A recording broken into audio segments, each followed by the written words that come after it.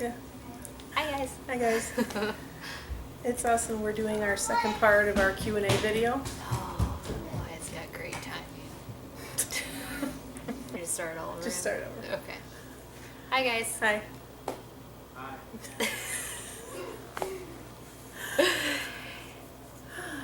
Why is it so awkward when we're together? I don't know.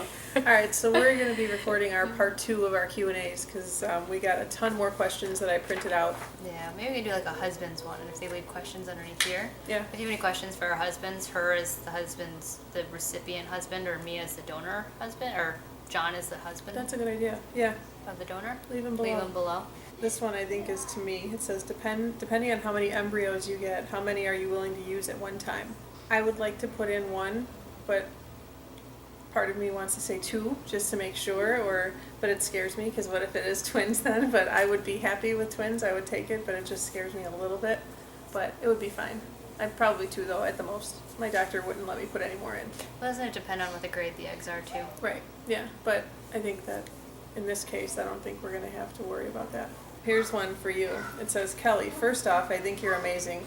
Do you think the lines will get blurred from the child's perspective on the idea of biological mom/egg donor? I know you won't be her mom, per se, and are donating sort of raw material, but how do you think the child will interpret that? I don't think the line's gonna get blurred because we don't live near each other.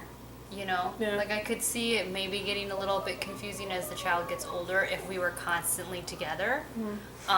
But since I live a good 5 to 6 hours away from Lisa and Bill, I mean the most I'll probably see the child, hopefully, you know, depending on how the relationship works, would be like FaceTiming every once in a while, Right. and then like visiting on holidays or special occasions or stuff like that.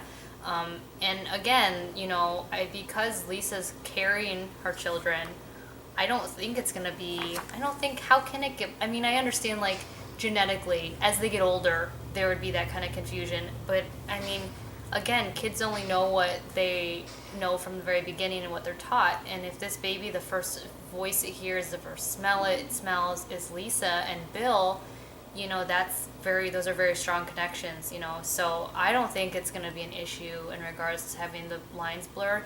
I mean, when they become teenagers, though, who knows? But again, they'll have spent their whole life knowing Lisa as their mother, because that's their mother, and me as just the friend, you know, or whatever title I have been given or involvement that I have. And I don't think it'll be an issue. How did you handle that as a child being adopted? It says, I'm fascinated with the idea of what makes a family, and I don't think it's blood or genetics, but I'm curious how those conversations will go and have gone for you when you were a kid. I don't think my parents ever sat me down and were like, you're adopted. I just kind of always knew because I didn't look like my 2 older brothers who were white, or my parents who were both very white. I grew up in a very white community too, so I stood out. Me and my sister were the only Asians in our class. So it was just kind of, we always knew we were not biologically related, but we just knew that we were still family. They were still my brothers, they were still my parents. Again, you only know what you're taught, so if you're only taught that this is what a family is, then that's the only thing you know. So I didn't have any issues. I mean, I have like abandonment issues, but again, like that is completely different because I am aware that I was left and not wanted necessarily, and for some reason, whereas this child's super wanted, or these children are very much wanted, you know, so it's different. And when I did start asking questions, you know, it really didn't make a difference to me, because again, all I knew was my mom is my mom and my dad is my dad. This is a really good question. It says, Lisa, if later down the road, after you become pregnant and baby has arrived, say Kelly gets baby fever and decides she would love to have another baby, and since she can't have any more babies, would you, Lisa and Bill, consider caring for Kelly and her husband? That would be so sweet of you if so. God bless your journey, and Lisa, God bless your journey to motherhood. If I had a baby and my pregnancy was didn't have any issues, I wasn't high risk, I didn't have any problems, I would absolutely do that. Let's get this clear. Kelly doesn't want any more babies, and neither does John. You know, I think baby fever, I totally get it. I've had it before, even, you know, when I watch other people's kids, but I don't think baby fever is enough reason to have another child. And we can't afford to do transfers. Yeah. You know, like I don't even know how Lisa and Bill are doing this because they're just expensive. But I mean, yeah, it's very sweet, but you don't want That was a good question. You don't need though. to worry about us asking. Somebody really thought about I that know. question. It was a good question. This one says, this whole journey intrigues me so much. I love that you're both doing this. My question for your questions and answers for Kelly. Why don't you want to be a godmother? I kind of thought it would be so fitting. I understand if you don't want to answer. I was just curious. You would make a great godmother and it would be so special. Well, first off, don't you have to be like Catholic? I think that's a Catholic Isn't that tradition. a Catholic I think, thing? yeah. I mean, my kids don't have godmothers or godparents. They have guardians, like legal guardians, if I should die and John should die. But we don't really do the godmother thing because We wouldn't either, yeah. I'm pretty positive it's like the title's like to lead them in their religious whatnot. Right. And I mean, well, that's that. That's the answer. We Yeah. don't believe in godmothers. I mean, I will be, like I said in the previous video, I'll be anything that Lisa and Bill want me to be to their kids. And, you know, just like they're very close to my kids and their Auntie Lisa and Uncle Bill, like that's kind of, you know, if they allow me to, that's what I'll be to their kids. And I'll be here if they ever need anything or have any questions or need whatnot. You know, like I'll just be here for whatever capacity. But yeah, we don't really do godparents. Kelly, I think in the last video you said something about 3 kids. Not that I don't like 3 kids or something But like it's that. too much, yeah. Somebody said, why do you not like 3 as in for the number for kids? Is it too many or too few? It's not that it's too many. John and I actually kind of, in our new situation with Ava's father, it's kind of like having 2.5 kids now because Ava's gone half of the time. She's gone every other week. So every other week we only have 2 kids and every other week we have 3. I'm not saying that in a way that like I don't have any love for her during the week she's gone. I'm just saying like energy-wise, she's not here once a week, you know, every other week. But I don't like having the number 3, and I think Bill doesn't like that either because it's not an even number. It's super easy to just have 2 because there's 2 parents. Like once they start out numbering you, it's just so much harder. I don't know how people have like 3 under 4. Like that would I would seriously collapse under exhaustion because just 2 at this age is really hard. I don't know. You guys have been around all 3 of them now. I mean, it's exhausting, bedtime, everything. But when you have 2 parents and one can manhandle one and the other, it's easier. But when you have 3, not only is the uneven number kind of hard because somebody's left out sometimes, but it's also just you don't feel like you have enough to give to all 3 of them, if that makes sense. Like it's just, I don't know. There's always just one left out, whether it be a parent, you know, with one-on-one or just them as a group of 3 and then one being left out. And that's kind of what Bill had said too, like when we talked about how many kids we want to have. This was before we even had infertility problems, when we were just daydreaming. I said 2 and he would say 2 or 4. And I would say 4 is like something I've always wanted because I have a really big family. But he said not 3 because he grew up with 2 brothers and he said one of them was always the odd man out and he didn't want that for his kids. So I grew up in 4, so I always had like my sister or my brother. Like you go through phases of which one was like you were closest to growing up. Right. So yeah.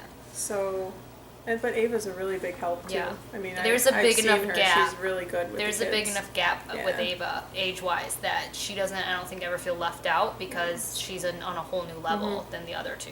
So Oh, that's yeah, really she's nice. good. But yeah. Will you or have you thought about letting Kelly be in the room when you have your baby, Lisa? I think this is a blessing for you.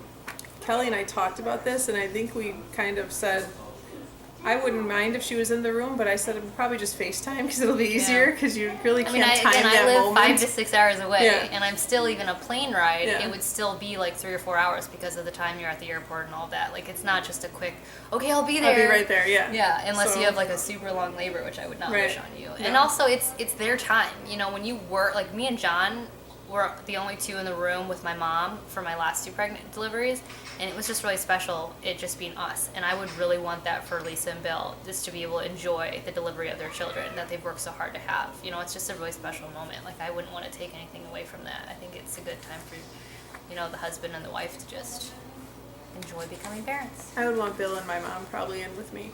And then we would probably FaceTime Kelly. Like, that's what our relationship is 90% of the time anyway. I want to is see FaceTime, everything, so. camera. So there it is. As Lisa, I'm not sure if you're willing to discuss, but I would be interested in open embryo adoption, as my husband and I have 6 frozen embryos. I don't know how people feel about the idea. I would love to know some of the fears of donating and fears of receiving. Perhaps Kelly would be a good resource. Either way, I have so much love for you both. This is exactly what I want to do to help other people. Well, I think part of the donation part is that Lisa really wants to have one of them be genetically Right. linked to the child, so that's We want to try everything possible to before we move forward with adoption or anything like that. We wanted to try anything possible to have it be part of one of us. So that's why we're doing this, because it could still be part Bill. But I mean, I would be open.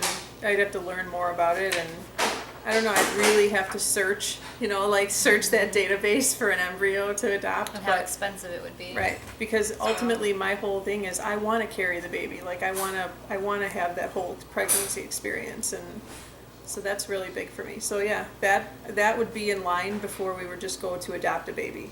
So that, and then probably surrogacy, because surrogacy, then you could also you're getting a baby. You're getting a newborn baby, So you could at least, if you get gypped of the pregnancy part, you could at least still take home a brand new baby. Well, no, what are your fears? We have to address that. My fears are that I might not get pregnant. I don't know. I don't know if my body could do it.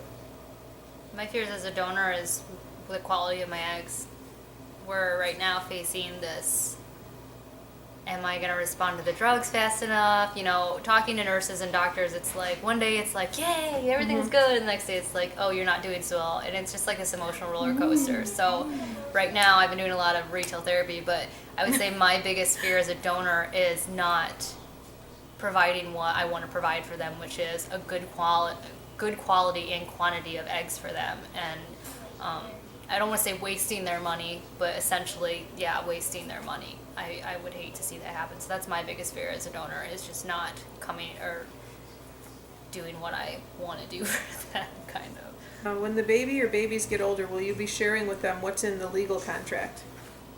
I don't think there's anything weird in our legal contract, though. Mm-mm. Like, there's no, weird...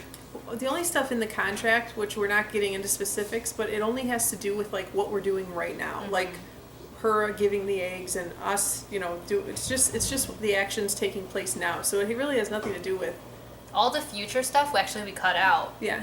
Because there was some stuff that was like, when you notify the child of this or that or whatnot, and Lisa and I were just like, this is stupid. They know already. They're gonna know. Ava knows already. We're best friends. They're gonna know. Yeah. So if they want to see it, there was something that said you have to give me 7 days written notice before you tell my kids, and I'm like, whoops. They already know already. Already knows, we're open about it. It's not, so we took a lot out, but yeah. So there's really nothing in the contract. Well, it's kind of like adoption papers, I think. I saw my adoption papers the second I asked for them. My mom was like, here you go. And I saw them, but it wasn't until 13 that I really wanted to see them. So, right.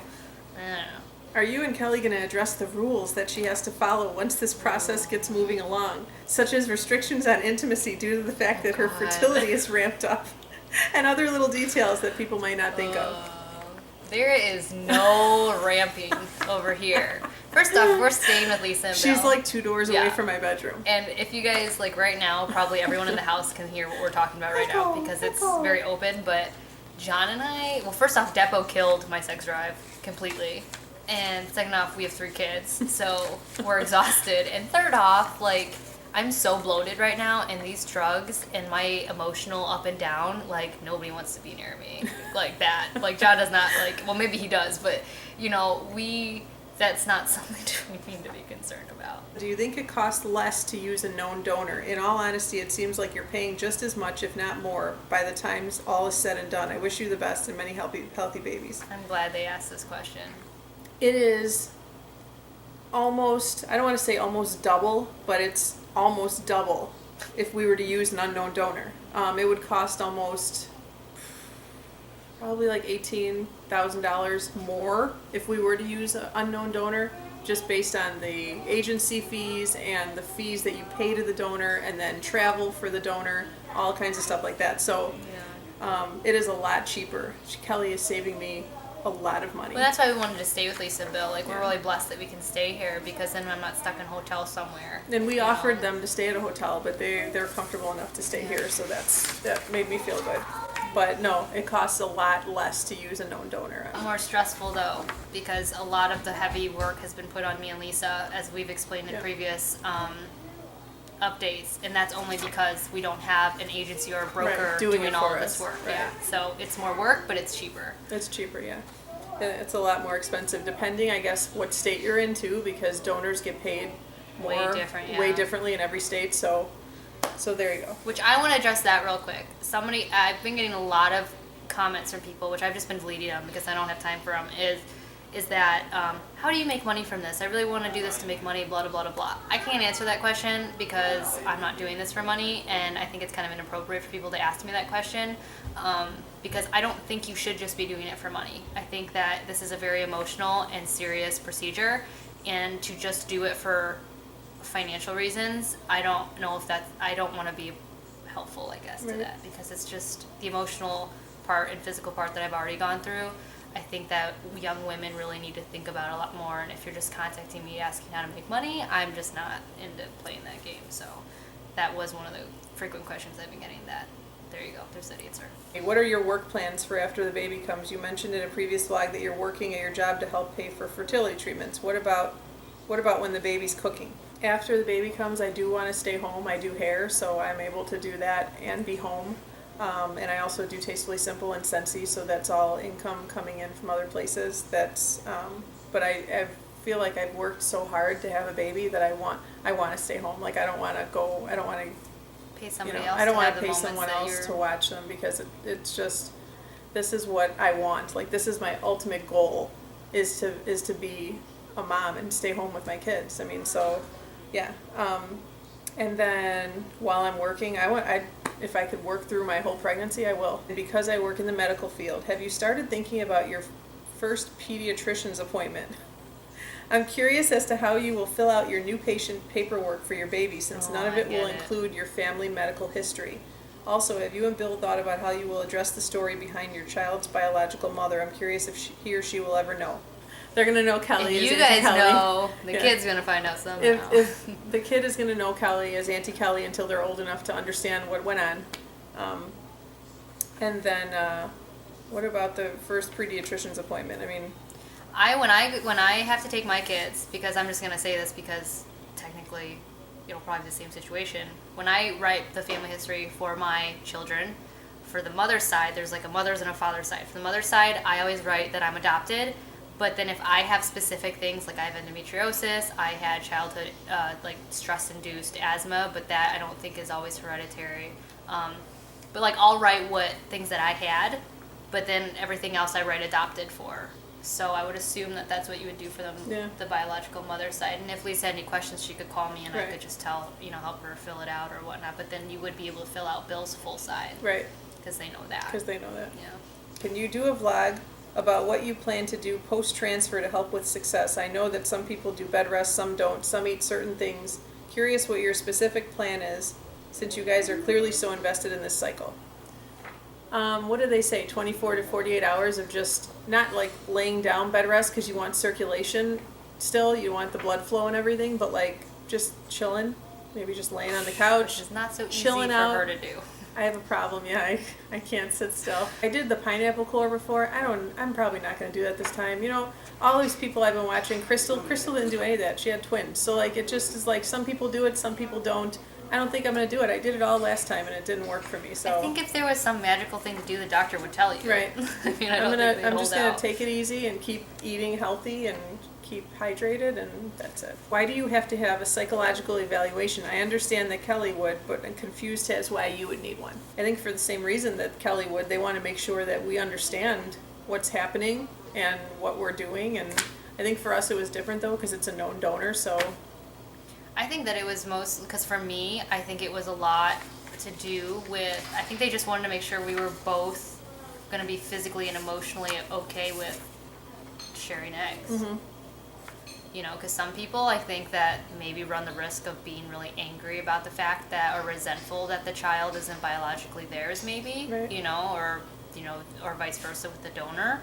And I think that's the whole purpose of the evaluation, is just to make sure we understand the emotions. Because didn't she ask you a bunch of like crazy questions, like, no, you're gonna understand, and what if somebody mistakes somebody you? passes you in the store and says, oh, is your kid adopted?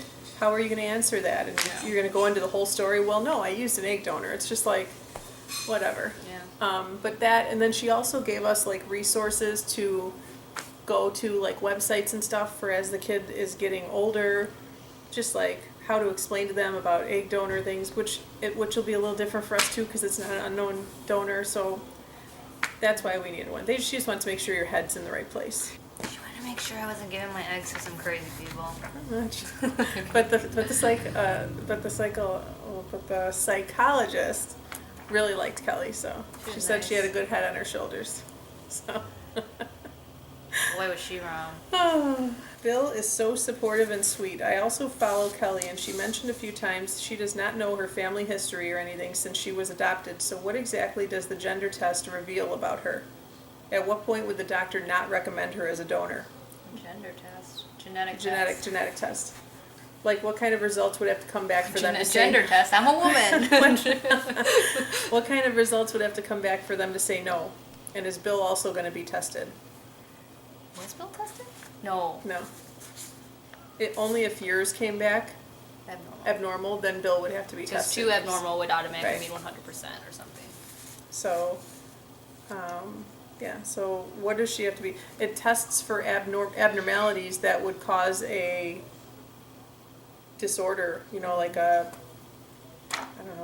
specialized, what did it just say that we looked up? Like maybe like mentally handicapped, or like if you're over 35 and you had they would suggest probably to get your eggs tested or something, to make sure that your eggs aren't of bad quality. Right. I think, kind of. I don't know. Just anything that would be. What is that? There's a test for chromosome 13 or something. It's a very bad genetic thing. Just like testing for stuff like that would make mean a like fatality. red flags, or yeah. Yes, yeah. At what point would the doctor not recommend her as a donor? What they were looking for, one way that they would have said no, that you couldn't donate to us, is your AMH, right? Mm-hmm. So they wanted it to be a certain level, and Kelly blew that away, and then follicle count's another thing. The follicle count too, which yeah. I'm actually the low end for, but because I'm younger and my AMH was good, and I had 3 kids, and I just had one of those less than 2 years ago, they thought that I'd be all right. Yeah. But I would not have been a good candidate for an unknown donor. They did tell me that because of my follicle count at its resting point, and because I do have endo, they wouldn't have suggested me as an unknown donor. But because they know me, that changed. The numbers with unknown donors need to be a little bit higher. It's kind of crazy because the nurse had said the other day, with an unknown donor, wouldn't they have canceled? They would have canceled the cycle if there was only 15 follicles Mature or something. follicles, yeah. That's crazy. If Lisa were to be getting it done for retrieval, they would have done it for a minimum of 4. Right. So it's quadrupled or something for an unknown. But I get that, because if you're spending that much money on somebody that you don't know, you want to make sure you get a good batch of eggs. And then it also says, will they determine whether or not they are compatible? Yeah, that's what they do. I mean, if hers came back good, then we're good. But if hers came back bad, then Bill would have to be tested. But we don't know they don't test whether or not Bill's sperm is going to react well to my eggs, though, if that's what that question meant. Because that is one thing that the psychologist made sure to tell me was, if that part doesn't work, it's not my fault, because, what did she call it? Spontaneous pregnancies are different than forced pregnancies, is what she told me. Mm-hmm. She said that not all the time do things react well. Some people can't get pregnant on their own because the sperm doesn't cooperate well with the egg. Right. So that's why sperm donors are there. Right. I know a lot of parents, myself included, are reluctant to share their children on video, social media. So how much of the pregnancy, birth, postpartum, and of course the baby are you planning on sharing? I mean, I'm sharing this part. I want to share my pregnancy. I'm going to do pregnancy vlogs. Birth, I'd have to talk to Bill about that, but I totally would love to get parts of it. I mean, I don't want, any crazy angles, but as long as people are up here looking down, we're good. Yeah. But I mean, you guys are all pretty much invested in this, and you have been for a couple of years now, so I feel like... I think the kids' question's too hard to answer because you don't know how you'll feel until you're mama bear protecting, right. I get anxiety sometimes with how much I share of my kids, but... I don't know. I think I'll probably video just for my own sake, to keep for my own memories and stuff, and I'll probably vlog. But and then any pictures I learned from her, I'll probably end up watermarking all of them just because people are crazy. They are crazy. So what is your timeline? I've seen Kelly's updates, but how long after her egg harvest do you get IVF? When does Bill go in? Like an alien. Will you implant 2 or still wait to see quality? Whenever her retrieval is, my transfer will be 5 days after her retrieval. Bill goes in the same day as her retrieval because he has to be there to do that. And I'm guessing we're probably going to implant too. I'm going to pretty much let the doctor tell me what they want me to do. Were you expecting all of the shots that went along with this back when you offered Lisa and Bill your eggs, or did Lisa warn you since she has been through IVF cycles? Are you okay with the shots, or did you have to prepare yourself? I totally knew how many shots and stuff because I watched Lisa's videos. I watched other people's videos. Me and Lisa FaceTimed. We talked about them. I mean, she didn't warn me because there was no need. I wouldn't have offered my eggs without knowing everything. You know what I mean? Like, obviously there were some unknowns that we weren't aware of, like how much work there would be in regards to like scheduling, how long I'd be out here, and like the legal stuff. But in regards to like all the physical stuff, I would not have signed on for this or offered my eggs a year ago had I not known everything physically that I'd have to go through, because obviously that's like the most important thing, right, is staying healthy. So I wasn't surprised by those at all. I wasn't surprised by it. I'm handling the shots fine. I'm bruising a little bit, which somebody, I forget, I think Tony commented on one of my videos, asking or telling me that I should, spread out my shots. And I do want to just say this, if you've been watching my videos, I have only been doing below my belly button to the left and the right by 2 inches. And that's why they're bruising. It's because it's in the same condensed area, because that's the only places I'm allowed to do them. For fertility drugs, that's the only place that you're allowed to do them. So I can't just like haphazardly do them all over my belly, else I totally would. But yeah, it's been going perfectly fine. Lisa's been doing all my beds for me, and all I have to do is just shoot them into my belly. So yeah. Is it easier or harder to stay positive during a donor cycle versus a typical IVF cycle? I think that from the beginning, going through all the IUIs and then the first IVF and then the second IVF, I think it kind of builds you up for disappointment. So you just kind of become numb to it. So it's sad, but it's not any easier or harder for me. It's just kind of neutral. I'm fully prepared if anything were to get canceled. I'm fully prepared for it just because of my past. I mean, I think the past helps you build up that hardness, which is bad to say, but it kind of prepares you for the worst. And then if anything good comes out of it, it's a bonus. I mean, this is a risk we had to take. So it's something we wanted to take, because you don't get a chance like this nobody gets chances like this almost. So we took it, and if it works, it's a bonus. That's the way Bill and I are looking at it. I don't think she'll have to console me. I will be heartbroken. Sounds but terrible. She has to understand it's not going to be her fault if it's not. If it doesn't work out, it doesn't work out. It's okay. I'm gonna start crying. No. I can't think about it. All right. Okay, so I have some questions from people on my Facebook. This is from Brittany Nolan. She asks, I'm not sure if you've answered this and I missed it. My son tries to flirt with you and Kaya every time I play a video. And in the future, would you tell the kids that they are all related or no? And how would you go about it? That's a good question. It is a good question. Ava's actually already addressed this kind of. When we were in the car randomly, I asked her if she knew I was going out to Chicago. It was when I flew out for my first initial appointment, and she was like, yeah, she goes, you went to go get a checkup because you're giving Auntie Lisa your eggs. And I said, do you know why I'm giving her my eggs? And she goes, so that Lisa can have babies of her own. And I said, yes. And I said, are you going to be related to the babies? And she goes, we'll be like cousins, right? And that's based, that's what we're going for. That's what we're going for in regards to like the genetic and them knowing, okay, hey, I kind of look like this person, but we're not related. I mean, I think if they ask when they're older, sure, there'll probably be an open conversation if they want to know. But honestly, like, I come from a family where all of the cousins, literally, because my sister is Korean but not adopted from the same family as I was, none of us look alike. So I have 4 nieces. They're all white, blonde hair, blue eyes. So none of them look like my children, but they're very close and they know their cousins. So that's cool. Yes. So it's normal. Yeah. So yes, they'll be related because we're so close that we're like family and they'll know that. But in regards to the biological part, I don't think we'll address that until they're old enough to understand it. Like if they ask, Ava's 9 and she was asking those questions. She knows that she's getting my eggs and that's going to develop into her babies. 9 years old, who knows, Right. So my 2 youngest are almost 2 and then just turned 4, so they could not even comprehend that right now if we even tried. But I don't think, at least in our household, we're going to have a closed dialogue.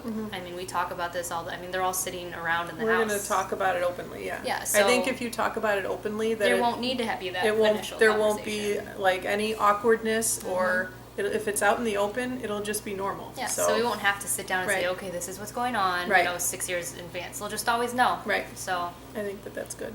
Katie Walker asks, I absolutely love you both, very strong ladies. My question is, how are Bill and John feeling about everything and all that is taking place? Hugs and prayers. So again, leave questions below if you have them for John and Bill. But in my opinion, John's really hard to read. But he basically, if you follow my videos, you know he just wants me to be happy, and he knows that this process and doing this for Lisa is making me extremely happy. So he was excited. He's been pretty passionate this last week with our, okay, are we going to be on schedule for retrieval? Is it going to be canceled? Is it going to go through? I mean, he's like involved and invested, and I mean, he and I are both honored to be able to do this for them. So I think John's feeling good about it, especially since I'm feeling good. I mean, he's feeling good. Bill's kind of like me. He's like, when we get a positive pregnancy test, then I'll feel good. Like, that's how he feels, So, but he's awesome. Like, he's an awesome support, and anything we want to do, he's pretty much open to, and he'll try it. And yeah, he's good though. He's excited, but at the same time, he's trying to keep it neutral also, so that because he's been through all the ups and downs with you. I mean, he's had all the heartbreaks with you, so he's a great support. I don't know, I mean, obviously I wouldn't be able to do this without him, but he's like the perfect person for me to be going through this with. So John and Bill are a lot alike. Like, somebody said that me and Lisa share a lot of the same traits, and John and Bill, I think, share a lot of the same traits. So it's kind of like you see them together and you're kind of like, oh, that makes sense. And they're both just very supportive. They're not overly excited. Like, John basically said, what was it? Wait, we were at a barbecue Sunday, and this lady goes to John. She goes, "Are you Bill's brother?" And he goes, "No, we're just the egg donors." She didn't know who we were. Nobody really did introductions. So but we're just the egg donors. John, before we started this process, like before we really started it, like after we'd already talked and they'd agreed to take our eggs, John was like, I go, "Are you excited, John? Are you getting excited?" And John's like, "I'm not going to be excited until Lisa's like 3 months pregnant, so that I know it's like going to stay." He's invested. He's excited, I walked in from work the other day, and he was sitting at the table, and I said, "Hey, John," I go, "what are you doing?" And he goes, "Just waiting for eggs just waiting for eggs to go. Just waiting for the eggs. You were like, "What are you doing tomorrow?" He's like, Same thing. Just waiting for the eggs. So funny. So yeah, they're good. They're good. Okay, next question is from Jessica D. Sutton. My question is, do your parents, family, friends know, and how do they feel about it? Love and prayers to you both. My family knows. My mom is very invested as well. It's funny, when Lisa's first IVF failed, I was so upset for her, and I went to my mom's house, and my mom, of course, asked immediately, "How's Lisa doing? Did the IVF go?" And I told her, I said it failed, and I was so upset. And my mom goes, "Why don't you just give her your eggs?" And that's when I was just like, and actually, I think I'd already talked to you about it.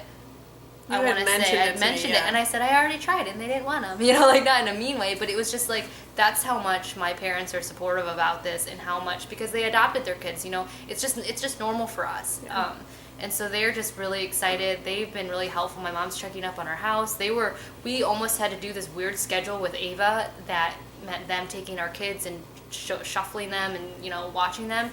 And they just wanted to do that and were super helpful because they want this too. They're all just on board. And my sister and her girlfriend, obviously they're lesbians, so egg donation isn't crazy to them either. And my brothers, they're the same way. Like, everybody in my family and all of my friends are just super supportive, so they all know on my side. But my whole family knows, like my whole side, and Bill's family, just a couple people know, but the rest of his family, we're just going to hold off and wait until we get pregnant to tell them, just because they live out of state and we don't want to tell them over the phone or explain this to them over the phone, and they're not going to fully understand what we're doing, so we need to sit down and have a conversation with them face to face. So we're going to wait, and if we get pregnant, we will tell them, and if we don't, then there's no need for anybody to know, I feel like. So yeah. And her parents, they're just so sweet. And her brother, we just met them. I just met them in person for the first time because I FaceTimed with her mom a few times. but we went over for lunch. They had us over dinner a few days ago, and they're just excited, and I think her mom just wants her to be happy, and her dad just wants her to be happy, and that's kind of how everybody feels that knows, is they just want them to be happy and have a family, and yeah, I mean, it's been. Yeah, my family's super supportive. Like, they're very, I think they all liked your page, and every time you post something, I see my family commenting, and it's a Her little. brother just subscribed to my channel. Hi, John. That's so funny. And even John's parents. My John told his parents, which you guys know, like, if you follow my channel, that we have kind of a not bad relationship, but they're not just as understanding, about usual stuff that most people would be. And even his mom was like, "That's so interesting. Like, that's so great." So. I mean, everybody's just everybody. Mm-hmm. Everybody's on board. Sarah Blackler. Here are my questions for both of you. What are your thoughts on the donor process so far? And if you could change one thing about the process, what would that be? Go Team Flamingo. My thoughts on the process, it's a lot different than an IVF. I will say that. Like, if you're doing an IVF for yourself, it's a lot more emotional. There's a lot more involved. So it's just a lot different. And then if I could change one thing, probably communication with doctors, nurses, lawyers. I would change. And even each other. Yeah, more communication. So far, my thoughts on the process so far is that if it weren't me and Lisa, I don't think it would have worked. Like, there have been numerous times where, because of lack of communication, and not because we weren't talking, but because you can only say so much through text messages and FaceTime, where you can, like, feel how each other's feeling, like, sitting next to each other. And I think there are a lot of times, due to poor communication, where, especially towards the end, I'm getting to this point where I was so concerned about how Lisa was feeling and how our friendship was handling just all of the stress. It was hard at times, whether it was because of the lawyer stuff or because of, just the stress, and it would have been so much easier, I think, had we been together at that point, to just kind of or in the same town to say, hey, I'm going to come over for a minute. Let me talk to you.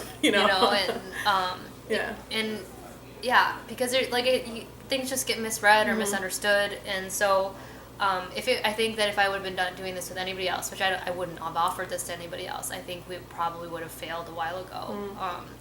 And the process itself is just so emotional, and that's, again, brings me back to, like, being paid to do it. If you're just doing it for financial reasons, I don't know how you do it, because it's just so emotional. Yep. And then if I could change one thing about it, honestly, it wouldn't be any of the physical stuff. It wouldn't even be the emotional stuff. It'd be the same thing as what Lisa said, which would be communication, because lack of communication with lawyers caused a lot of, not grief between us, but, like, tension. Yeah. Not in a bad way, but just, again, because we were both so worried about how each other were feeling.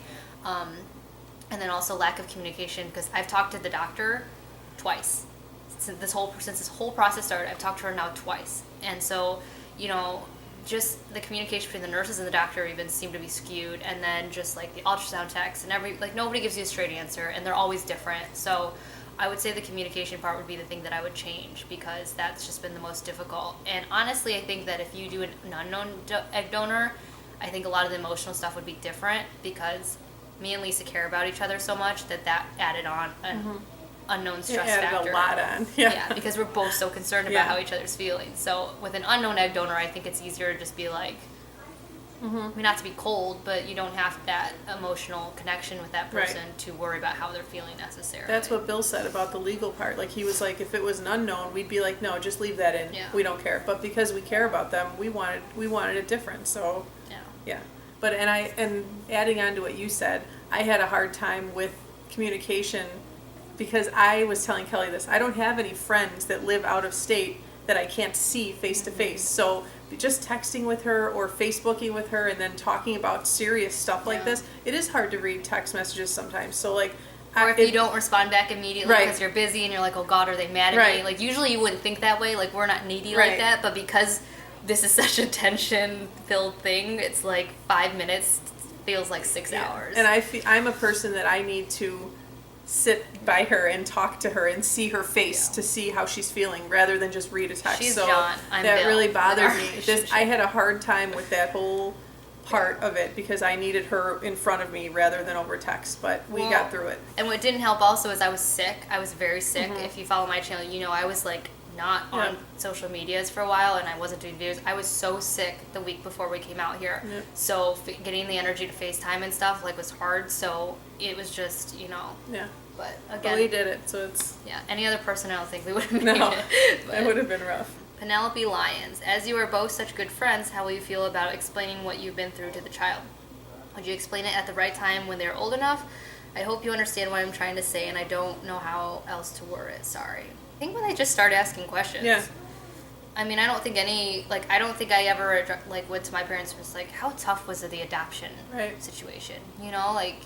I mean, certain questions come out as an adult just because I want to know about parenting issues, but I mean, I don't think I've ever, asked my mom and dad, straight up questions like that. So, I mean, again, if we keep an open line of communication, I don't think there's going to be any issue. Right. On a cruise, I have seen how stressful this can be for the both of you and your families and friends. What are each of you doing to relieve stress? I'm praying very hard for both of you. Is there anything I and or we can do? Are there things that we shouldn't do or say, aka things that don't help? Actually, that's a really good question because I know that for me, I don't like people telling me this will work, don't worry, this will work, or stuff like that, I guess, because it's just I'm at an emotional state where I'm like, but you can't guarantee that. Right. So stop saying that, kind of. I mean, I don't get mad. I love the positivity. I just wish when I get negative, people aren't like, oh, stop it, it'll work. You know what I mean? Because it's but it might not, and I think there's a need for that realistic view, else, there's more disappointment, like she was saying about, having disappointment all the way up to here helps you deal with the disappointment later. Yeah. Kind of, if that makes sense. I don't know. That's true, yeah. What do you not like people saying?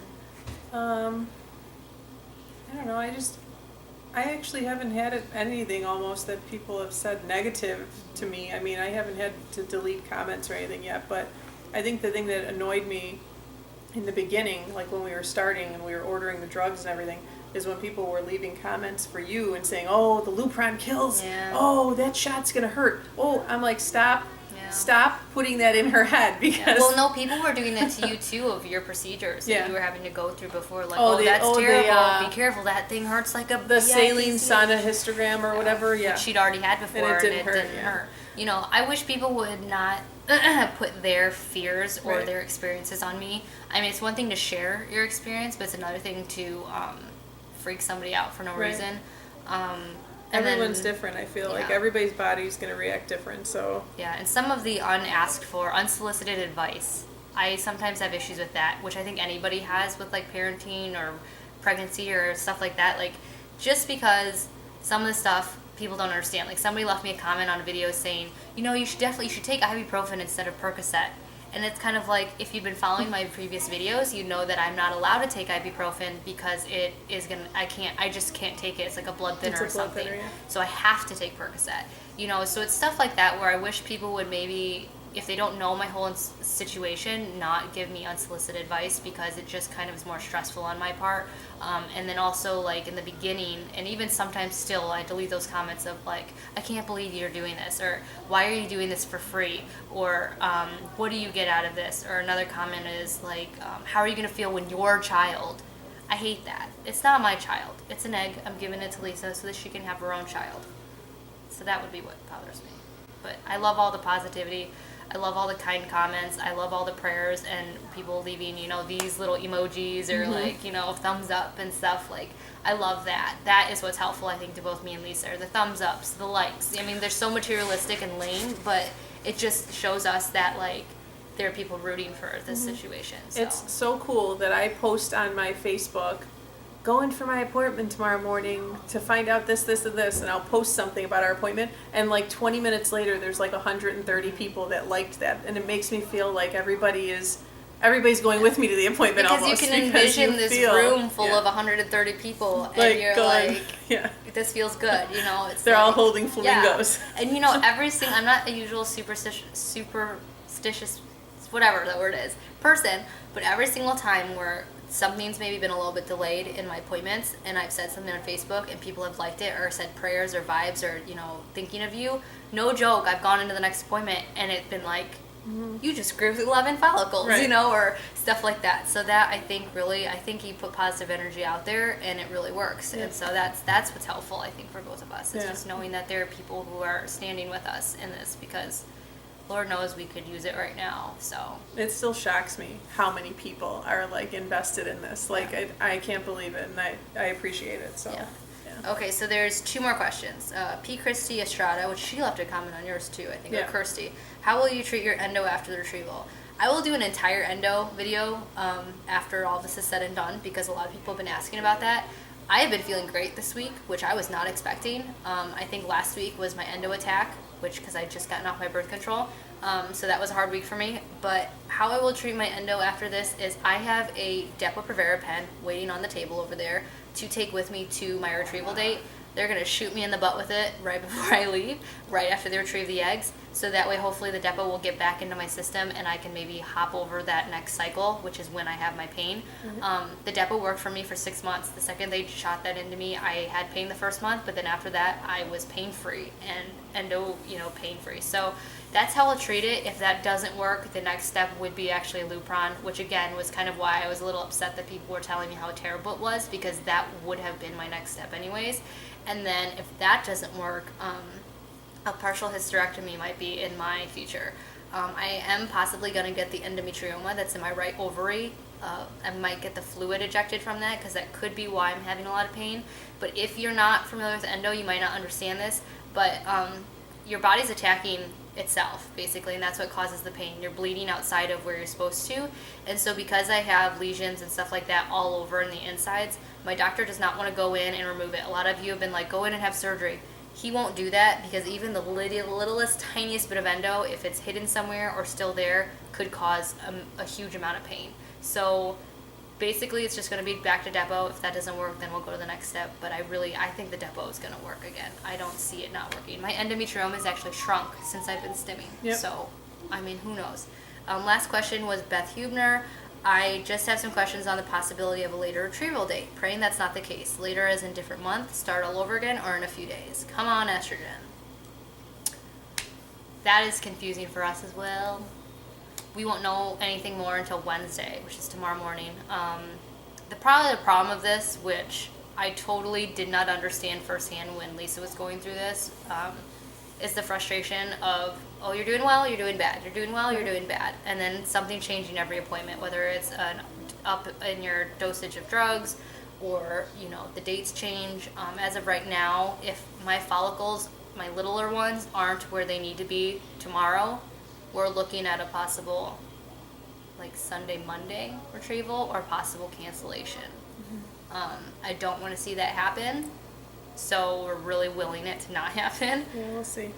But the estrogen, I'm responding to it really well at this point, so we're still keeping our hopes really up high. But yeah, anything could happen at this point. I have a couple questions, because I just posted on Instagram before we started this, so there's a few questions here real quick. This is going to be a long video. Yeah. Someone said, God forbid this cycle didn't work, would you guys try to use Kelly's eggs again? Praying that it does work. We didn't really talk about that. That's a good question. We didn't talk about that. I would think that you would probably have to consider how well I responded. We would have to talk to the doctor, probably. Here's the thing, is I think if I would have started on 450 gone left, You would have been okay. I would have been fine. I would have stimmed perfectly fine. I would have been right on track for a Friday, Saturday retrieval. But because I didn't respond at 300 for 3 days, they had to up me, and then everything started moving really well. So, Right. On my part, I would be willing to do it again.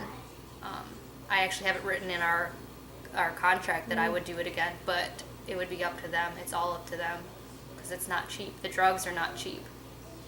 That would be, it's just not cheap. So, yeah. Good question. Somebody said, TMI, how are you doing financially? Have you spent more or less than you thought? Meaning, if there was a budget, what was the amount, and have you gone over? I think it's important for people going this journey to be prepared, not only emotionally, but financially. I don't think you can be prepared. You can can't be you? prepared. Bill and I took out 2 loans so that we could do this now. If we would have had to save to do this, we wouldn't be doing it for a year or two, probably. It's just to save that amount of money. So we took out a couple loans just so that we could do it now, and that's what we're doing. So that we're paying those off, and we're doing okay.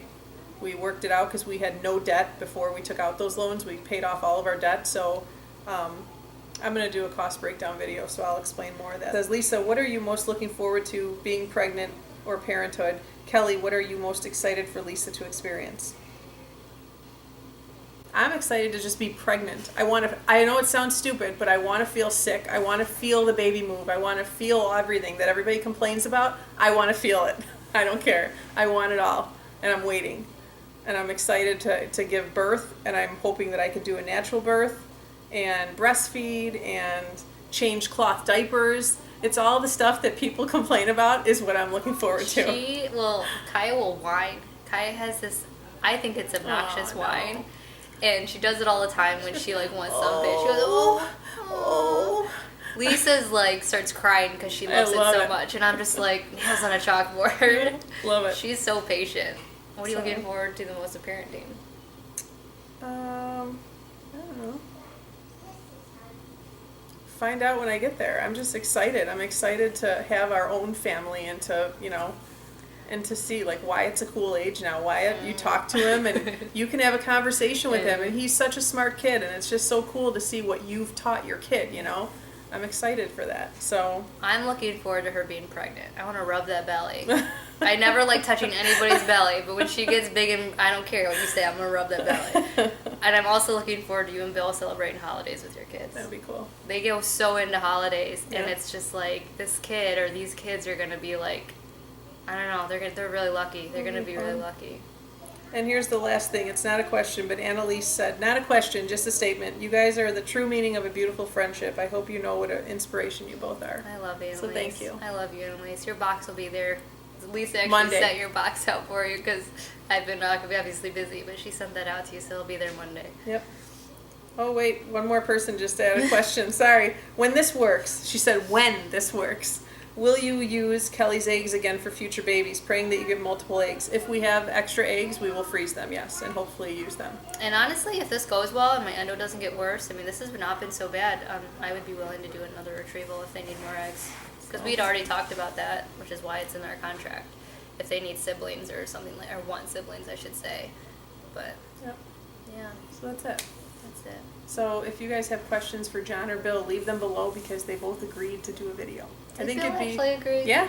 He said if he's sitting next to John, like if John and Bill could sit in like we are, he'll do it. And John's more long-winded than me if that's possible, so that would be a long video too. I'm interested to see though, so ask some good questions for them because they're willing to do it. So that's it. That's it. Keep your fingers crossed. Hopefully we can get this video up tonight on both channels, but I have a very important, I think the most important appointment is tomorrow because that's what will be the telltale of where we're going. I have how many follicles? 15? Yep. And then 3 of them are where they should be, and then the rest are kind of behind, but fingers crossed. But I grew an 11-1 in like 2 days. And her estrogen jumped from what? 100 to 600 in 2 days. I think they'll be fine. Yeah. You know what? It's funny because I looked at John the other day and I was crying. We were in the middle of Sephora, or I was just had gotten done at Sephora doing some damage because I like almost burst out crying at Sephora. And on the way home from the mall, I'm like, John, how are you feeling? I was getting really sad, and he was like, this is gonna work. He's like, I don't care, this is gonna work. So, yeah, I really think it will work, but obviously there's still that. All of this could not have come together and then have it not work. So I will be very angry with the universe if this does not work because we have had no roadblocks and my pain has been manageable and I feel great right now. And obviously I'm super bloated right now. Lisa's like, "Shut up! You're sticking that." I'm like, "No, I cannot. I look like I look like I'm 3 months pregnant. No, I would say 4 months pregnant right now. I had to buy a dress. Yeah, she's poking it right now. I had to buy a dress specifically because I don't fit in any of my clothes. And she's like, "You're sucking it." I'm like, "I can't." That's kind of a good sign. I No, think. it is a good sign, but I feel great. And at this point, if this didn't work, I will have some words with the universe because it feels right. It's felt right from the beginning. We have our necklaces on. She gave me this beautiful little locket that I will show you guys and talk about later. But I mean, it's just everything's just fitting, and I will just be very sad. So we'll do an update after tomorrow. Yeah. Yeah, but. Yeah. That's all. Thanks for all your questions. For hanging around so long. I hope you didn't get too bored. Yeah, this was a long one. We'll talk to you later. Bye. Bye.